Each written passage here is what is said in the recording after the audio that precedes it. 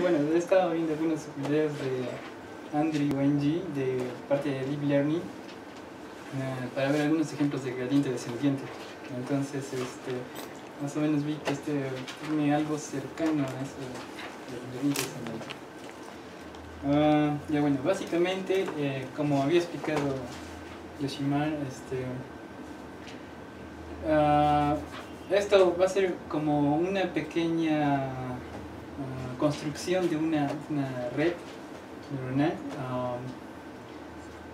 Se basa en usar datos de imágenes de gatos y estas se van a predecir si en la imagen, claro, se va a encontrar un gato o no es un gato. Estos datos están clasificados o están construidos de tal manera de que están dados por 3 capas, que en este caso vendría a ser las 3 capas de RGB, y el tamaño de cada imagen va a ser de 64 por 64. Claro, 64 por 64 por las 3 capas, y esa vendría a ser la data que va a ingresar. Ahora,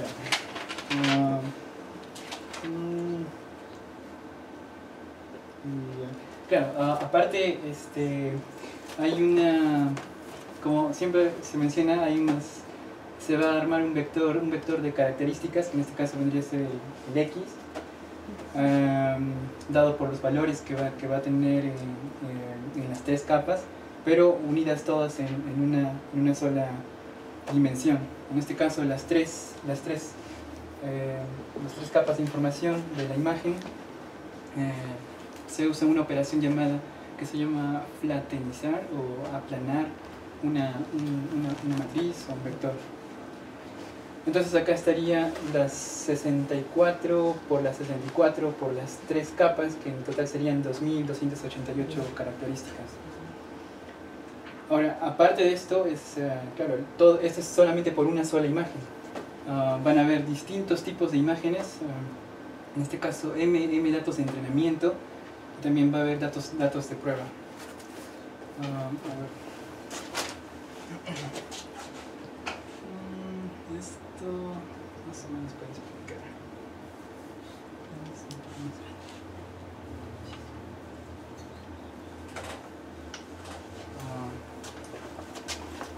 De acá, ahí como ven, siempre se va a tener, en este caso la idea es, con los datos de entrenamiento, predecir si la imagen es un gato o no es un gato. En este caso X, los valores de entrada, y Y, los valores de salida. Cada uno va a estar compuesto, en este caso los datos de entrada, con NX características, y las salidas siempre va a ser en dos etiquetas o 2 labels o clases. En este caso o bien es 0 si es que no es gato, o es 1 si es un gato. Son en total, por cada imagen, en este caso M imágenes o M datos de entrenamiento, se van a armar los respectivos vectores, y la disposición va a ser de esta manera. En este caso toda la data de entrenamiento van a haber columnas, y cada columna representaría, en este caso, una particular imagen del dataset de entrenamiento. Aparte en este caso, las dimensiones, que son los 12.800 y tantos, y los M datos de entrenamiento. Para el caso de los datos de salida, igualmente van a ver las M etiquetas de salida por todos estos datos de entrenamiento, y sus dimensiones van a ser, en este caso, un vector, en este caso 1 por M.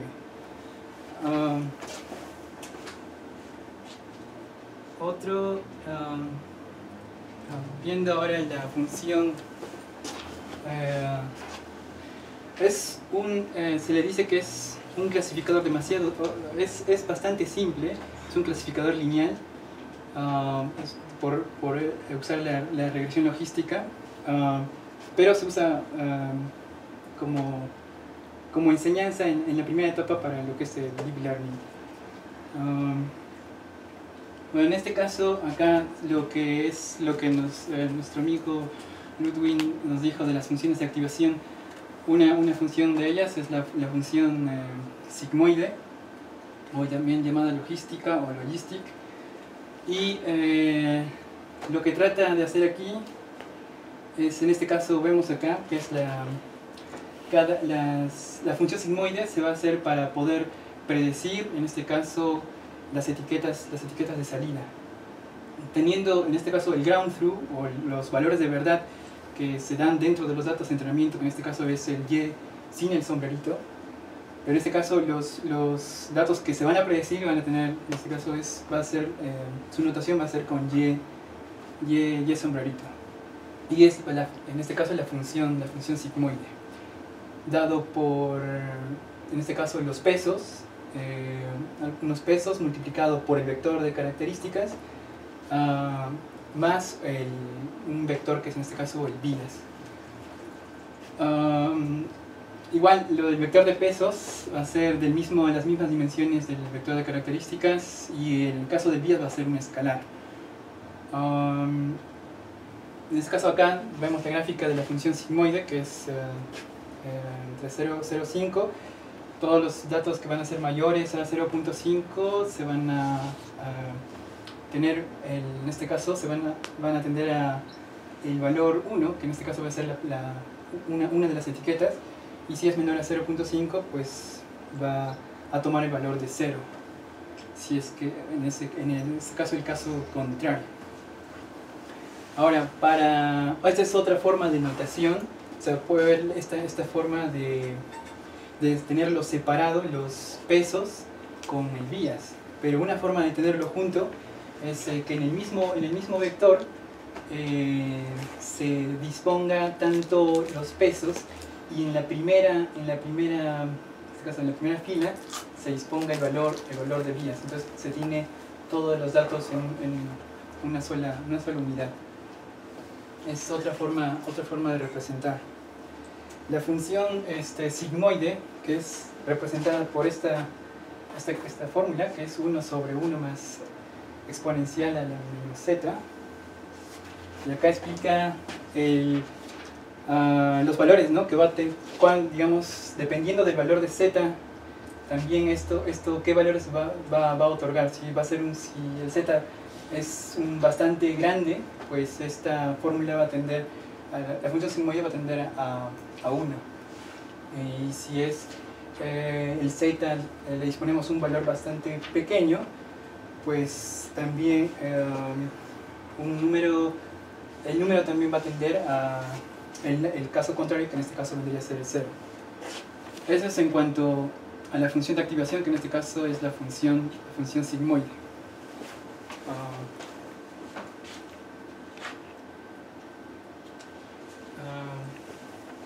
Acá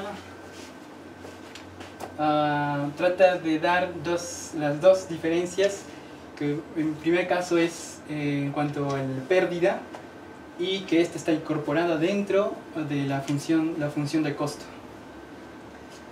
En este caso,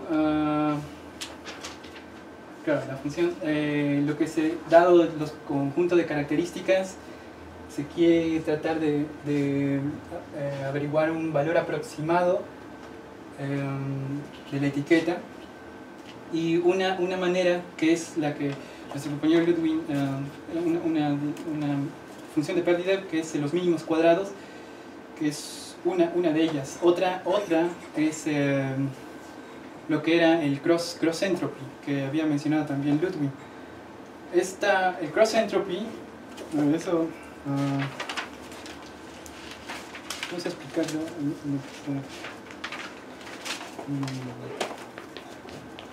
El cross entropy. El cross entropy. También, como mencionó Yoshimar, el cross entropy es, en este caso, claro, es para predecir una distribución. Voy aquí. Tenemos, digamos, una probabilidad que en este caso puede pertenecer a dos valores. En este caso nuestros dos valores van a ser el ground truth o los valores de verdad, que es lo que tomamos en cuenta a la hora de entrenar, y su opuesto, que es el otro valor, el caso contrario, que es 1 menos y. La otra parte vendría a ser lo que debemos averiguar o lo que debemos desear aproximar. Es la predicción, y esta predicción va a ser, bueno, con la misma notación que tenemos ahí, que es el y sombrerito y el y 1 menos y sombrerito. Entonces, dado esos dos conjuntos, la métrica o la función de pérdida que se está dando se le conoce también como una función de métrica de disimilaridad. En este caso, entre las dos probabilidades. Y esto está dado por, en este caso es una sumatoria de i por las respectivas probabilidades de los valores de verdad, multiplicado por el logaritmo de las probabilidades, en este caso, de los valores que se van a predecir. Esto aplicando estos términos serían menos y logaritmo de y sombrerito menos 1 menos y el logaritmo. Solamente estoy disponiendo los valores que están arriba, ¿no? Cada uno con su correspondiente valor de verdad, valor que se está prediciendo, valor de verdad, valor que es en este caso el lado contrario. Ahora, lo que dijo también eso en este caso lo que se va a hacer es por el signo negativo, que es para minimizar. Por eso se le dice, como lo que dijo, el negativo log likelihood, que es justamente esa expresión que estamos viendo aquí. Ahora, en este caso, de la métrica es el promedio de todas estas entropías cruzadas o cross entropy, que en resumen sería, en este caso, nuestra función de pérdida vendría a ser es el promedio. En este caso, el total de elementos que existe, o el total de las muestras que había mencionado Shimar, aproximar una distribución, pero con cada una de las muestras. Entonces, cada valor, cada ítem va a ser una de las muestras que está disponiendo en esta fórmula. En este caso es de n igual a 1 hasta todo el conjunto de muestras de esta métrica, en este caso del cross entropy. Entonces, en resumen, sería 1 entre n por la sumatoria de i igual a 1 de todos los elementos y la disposición de cada muestra con sus respectivos valores de probabilidad. En este caso solamente estoy copiando es la misma expresión de arriba, solo que introducida dentro de la sumatoria. Ahora, esta expresión lo usan como métrica o como función de pérdida dentro de la construcción que están haciendo aquí. Claro, es lo mismo que está aquí, y además que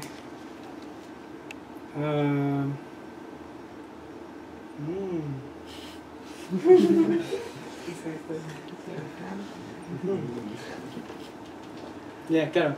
Vamos a ver más adelante, como dice Ludwig, para poder derivar cómo eso de la regla de la cadena, para poder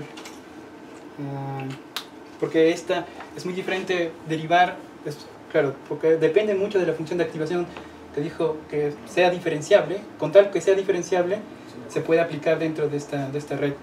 Entonces, otra función de activación en este caso es la de negativo. Sí, esa es una pregunta importante. El logaritmo se usa, una de las explicaciones es que a la hora que se hacen en este caso, claro, al inicio esto se da como una productoria de las probabilidades.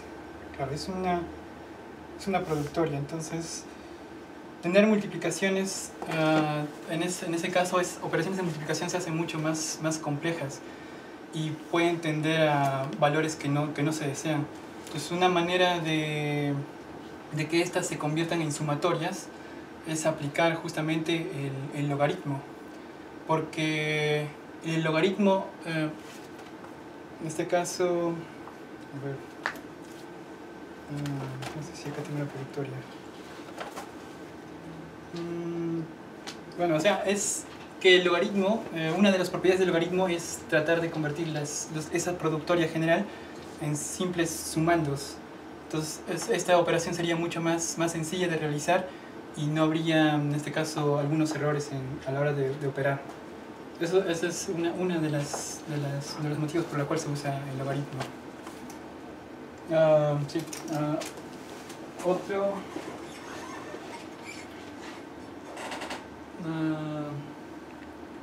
Bueno, esa parte del gradiente descendiente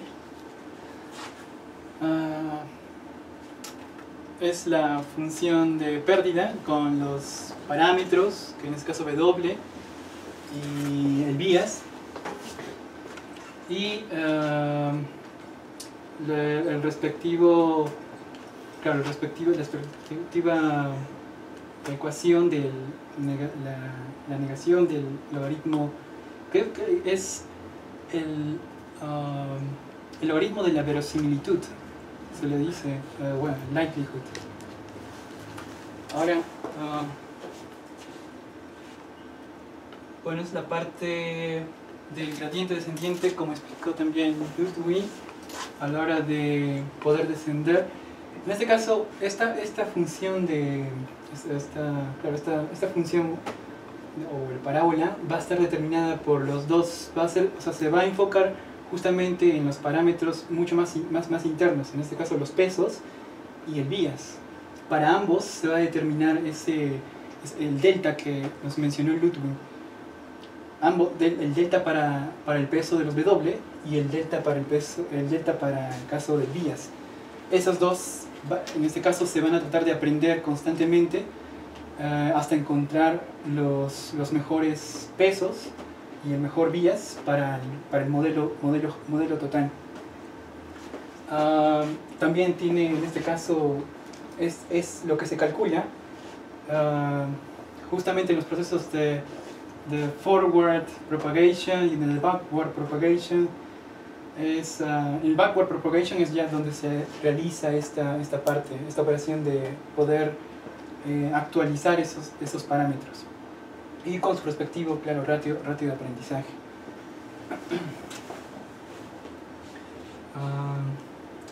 Lo que nos habló también Ludwig de la parte de la regla de la cadena. Sí, eso justo estaba haciendo en este caso el modelo está determinado por las variables que estamos viendo al inicio, los dos vectores de características, los vectores de peso y el respectivo bias. Todos estos van a estar dentro de la función, en este caso la expresión, esta fórmula que es el z, y esta es la que se va a aplicar o se le va a evaluar la función sigmoide. Al final, esta función sigmoide, que es nuestro valor predecido, el y sombrerito, está incluida dentro de nuestra función de pérdida, o en este caso la función de costo, tratando de comparar el y verdadero con el y aproximado. Entonces, como mencionó, es simplemente unir, tratar de ver cuál es el más general. En este caso vendría a ser la función de costo, y de ahí tratar de ver las variables más directas con las cuales depende, y poder seguir hasta la última dependencia, y hacer las multiplicaciones respectivas, ¿no? Por ejemplo, en este caso, la primera dependencia en este caso vendría a ser la variable a, o en este caso el y que se predice. Entonces es tratar de sacar la derivada de esta función de costo con respecto a ese valor y que se predice. Entonces, en este caso es este de aquí, la función de costo con respecto al y predecido. Y con esta misma expresión derivada, claro, solamente cogiendo esta parte sin la sumatoria, es justamente su derivada vendría a ser de esta manera, solamente enfocándose en la primera variable, que en este caso es el a o el y sombrerito, y quedaría de esta expresión. La siguiente, que en este caso retrocedemos uno más, es dentro de esta función de y sombrerito, incluida dentro tenemos la función sigmoide, que en este caso depende del valor de z. Entonces es ahora derivar la función de costo con respecto a la función del y predecido, y el y predecido con respecto al parámetro z. Y eso, que ya lo han borrado aquí, pero estaba ahí las derivadas. Lo puedo volver a hacer si es que hay tiempo, pero creo que no hay tiempo. No sé, para derivarlo. Es un poquito largo, no sé. Ya, mejor sigamos porque si no nos vamos a mover más. La siguiente derivada, que es la función y, el valor y que se predice con respecto al valor z, vendría a ser esta expresión de aquí. Es el valor y predecido menos el y real. Este valor es el que es la derivada de la función de costo con respecto a z. Ahora, el subsiguiente valor, que es ya los valores finales, que es en el caso los valores de los pesos y el valor del vías, se tiene que derivar con eso. Pues justamente ahí entra el concepto de del jacobiano, porque se usa en este caso de las derivadas parciales. Entonces, con respecto, porque nuestra función z ahora va a depender de dos variables, que en este caso es w y b, y cada una de ellas va a otorgar un distinto valor. Para el caso con respecto, la función de costo con respecto al parámetro, al vector de pesos, vendría a ser el vector de características multiplicado por el anterior, que en este caso vendría a ser el que fue la derivada con respecto a z, que fue a menos y. Entonces eso va a ser el cambio que se va a dar, o que se va a actualizar al parámetro de los pesos. Y para el caso del vías es simplemente el vector, la función de costo con respecto a z. Entonces son cálculos, precálculos de las de derivadas para colocarlo a la hora de hacer el learning de esos parámetros.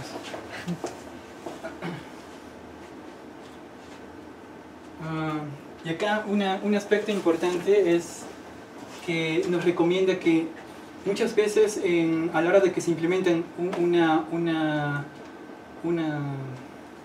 red, es evitar los bucles, porque esto, claro, incrementa el tiempo de cómputo.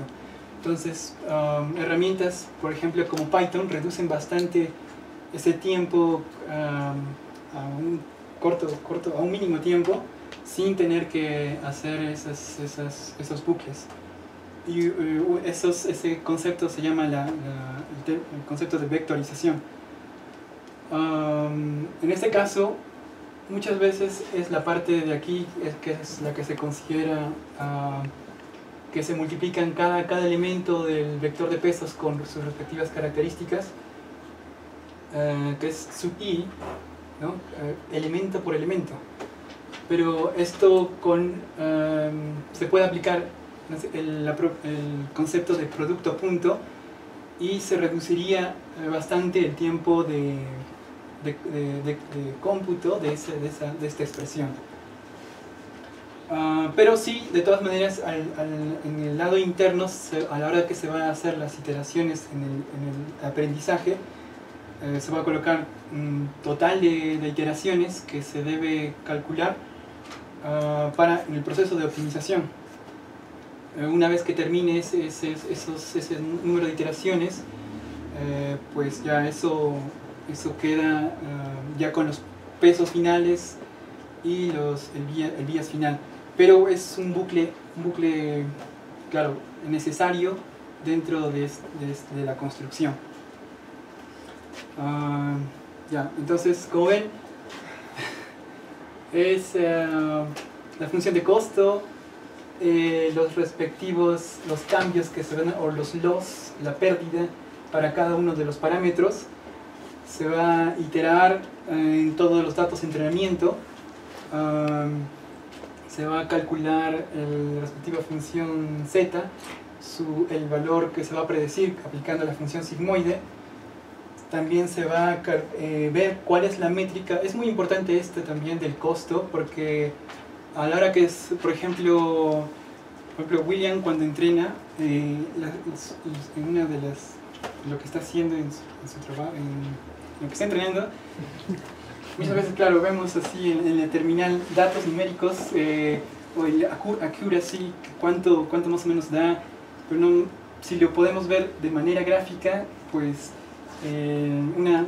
la curva de aprendizaje podríamos usar la función de costo y ver más o menos si esto tiende a bajar o queda permanente o nunca desciende. Entonces, con esto podemos observar si realmente estamos aprendiendo, o se está aprendiendo mejores parámetros.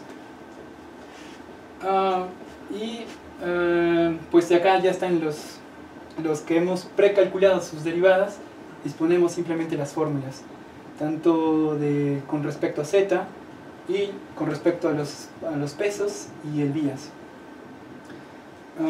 Y cada uno, claro, se va a dividir entre el número de datos de entrenamiento. Ahora, chispa, ya ni más.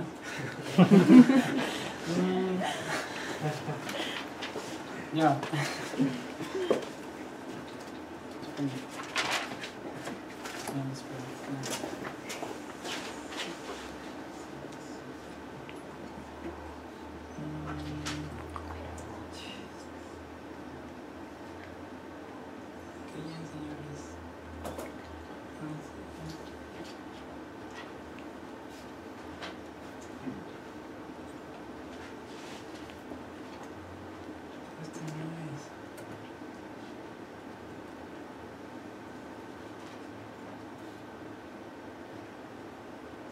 Sí, preguntas.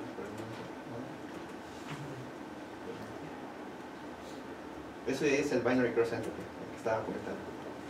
No es en realidad cross entropy, es binary cross entropy. No son solo ceros y unos. Ah, claro.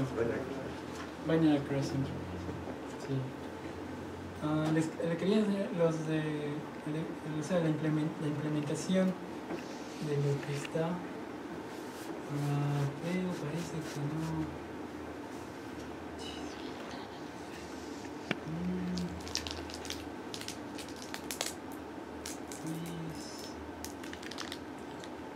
Esto se supone que es esto.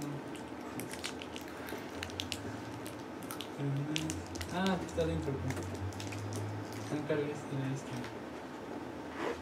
Sí. No sé si va a salir.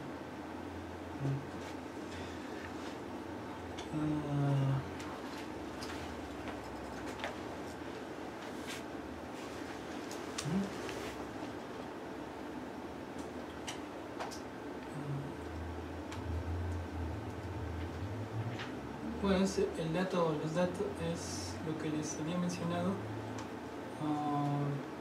del dataset del ver si es un gato o no es un gato. Entonces acá tenemos datos tanto de entrenamiento, que van a ser las características y las etiquetas, y los datos también de prueba, con sus características, sus respectivas etiquetas. También las clases, que en este caso, claro, las clases, si es en valor de texto, si es gato o no es gato.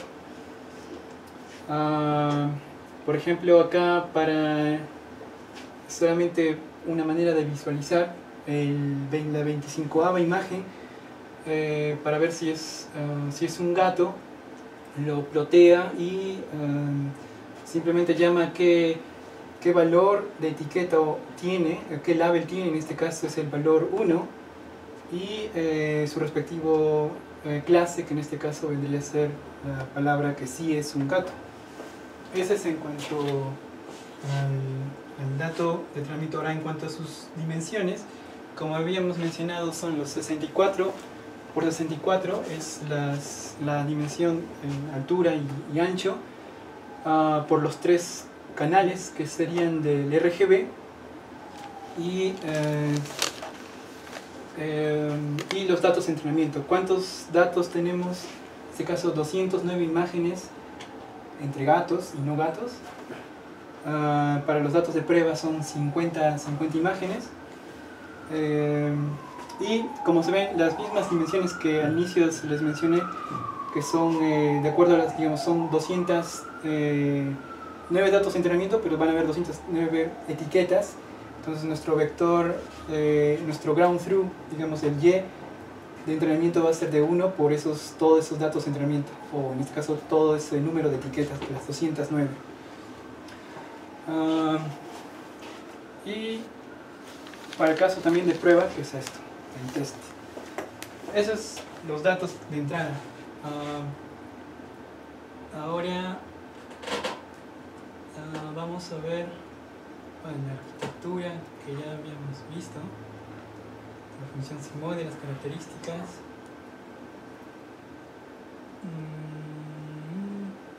La función sigmoide.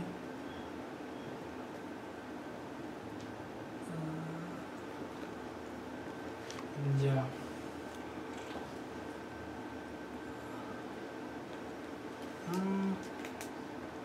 El forward, backward. Ya, acá por ejemplo es acá, ¿qué está haciendo? Ya. Digamos, las cuantas datos de entrenamiento existen, la función sigmoide. Justo acá vemos la función de costo, que es el binary cross entropy, que es lo que vimos aquí. Sus respectivos, el loss o la pérdida de los pesos y del bias respectivo. Y